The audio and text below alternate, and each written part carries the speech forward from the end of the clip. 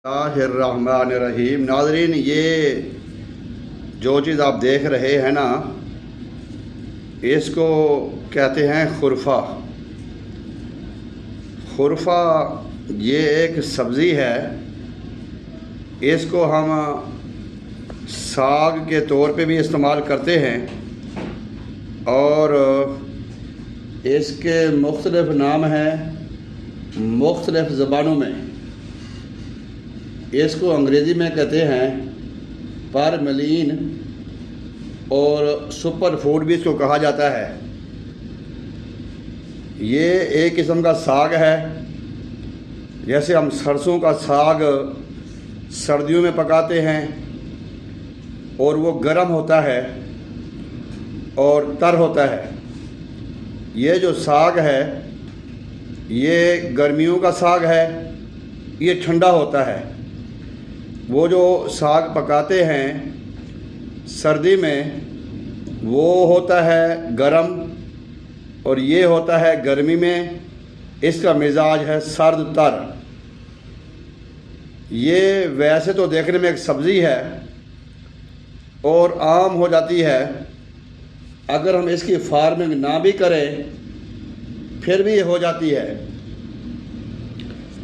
जब मैं आपको इसके फ़ायदे बताऊंगा तो आप इसको यकीनन इस्तेमाल करेंगे और ख़ास तौर दवाई के तौर पे इसको इस्तेमाल करेंगे आप। खुरफा इसका नाम है और अपर मलीन अंग्रेज़ी में कहते हैं, लूनक सरेकी में कहते हैं, तोरक हिंदी में कहते हैं और लौंग जो सिंधी में कहते हैं लौंग जो। मुख्तलिफ नाम है इसके। इसका जो मिजाज है ना वो है सर्द तर, ठंडा मिजाज है।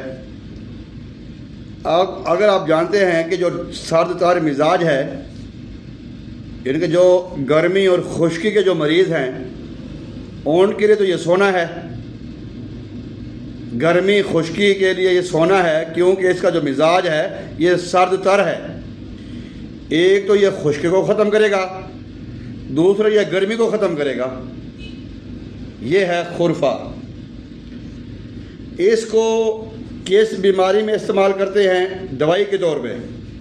वैसे तो अगर आप कीमे में इसको डाल के पकाते हैं, चने की दाल में डाल के पकाते हैं, जिस मर्ज़ी दाल में डाल के पकाएं खुरफा को, तो ये जो एक सब्ज़ी है।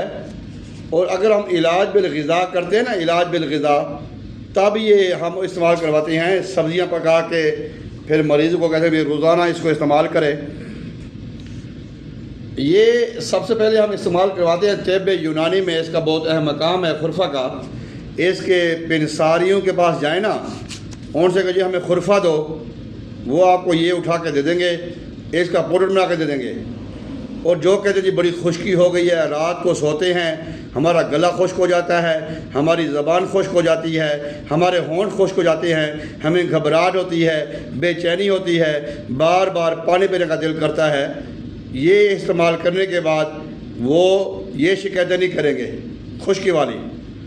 और जो लोग कहते हैं, जो उलमा कराम हैं, जो टीचर हजरात हैं, स्पीकर हजरात हैं, स्पीच करते हैं, कहते जी हम थोड़ी देर बातें करें, बोलें, तो बोलने के बाद हमारा गला खुश्क हो जाता है, खांसी आती है, तो इसके इस्तेमाल करने से उनकी शिकायत भी दूर हो जाएगी।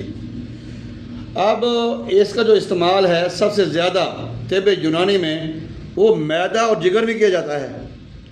मैदे और जिगर की जो फालतू गर्मी होती है और जो खुश्की होती है वो ख़त्म कर देती है। बाज़ औक़ात हम खाना खाने से पहले कोई हाजमे के कैप्सूल इस्तेमाल करते हैं ना, वो जाके झाग बना देते हैं, तो वो नरम मुलायम एक लबाब तैयार करते हैं जिसको हम कहते हैं हाइड्रोक्लोरिक एसिड।